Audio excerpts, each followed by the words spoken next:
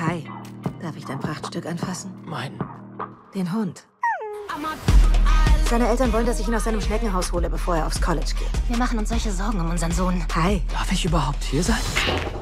I was wondering, I feel like No Hard Feelings brings back the vibe that American Pie and Superbad had, like these movies. Why do you think, what's the appeal of these sex comedies for you? I think that, you know, laughing is something that people do. It's like screaming in horror. It's just, it's visceral. It comes from the gut. You can't control it. And I think there's an appeal of just having that kind of losing control for a little bit. And for me, I just, you know, I like making people laugh. I like laughing myself. I like working on projects that make people laugh. It brings me a lot of joy.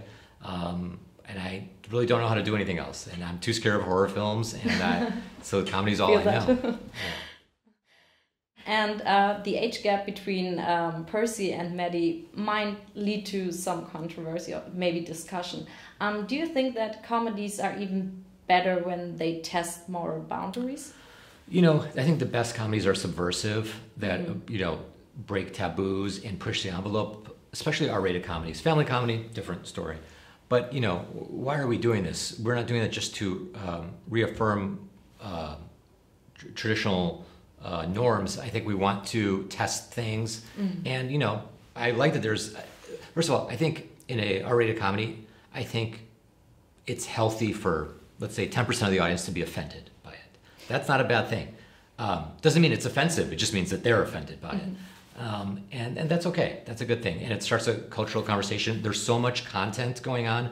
Anything that can help something break through the culture and start a conversation, I think is a good thing.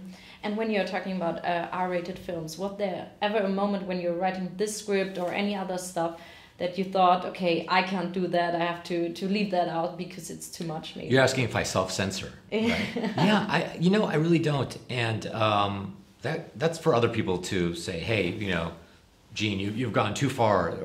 But no one ever does that. I feel like whatever my tastes are, my natural inclinations are, I think I have a good sense of what is pushing the line without necessarily going over the line. Wir können nackt baden. Was ist mit den Haien? Gibt keine! Der Mangel an Rettungsschwimmern steckt. Leg sofort deinen Arsch hier rein! Tanzparty. Wie läuft's mit der Buick-Sache? Wird schwieriger, als ich dachte. Er darf nichts davon wissen. Percy, Natalie. das ist dein Babysitter, oder?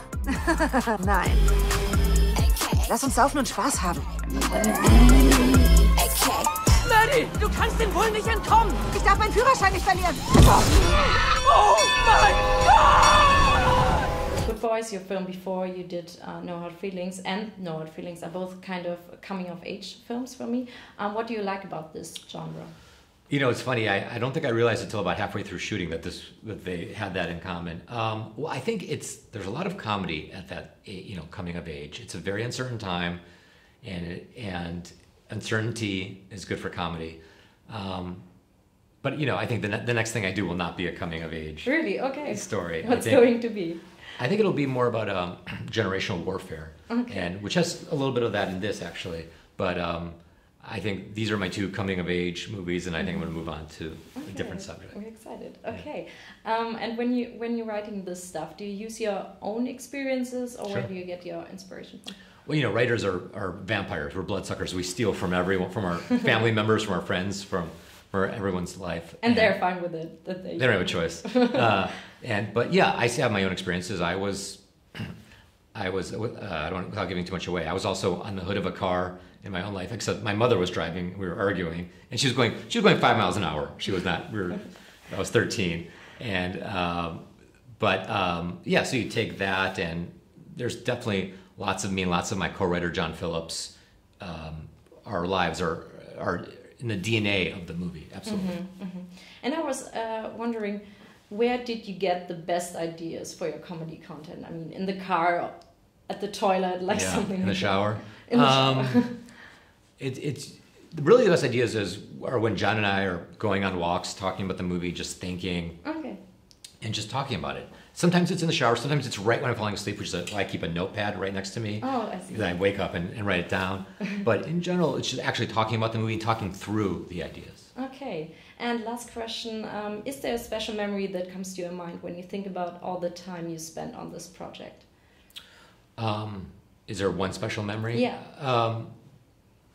Yes, it was actually, before we started shooting, it was when Jennifer and I called Andrew to tell him he got the part.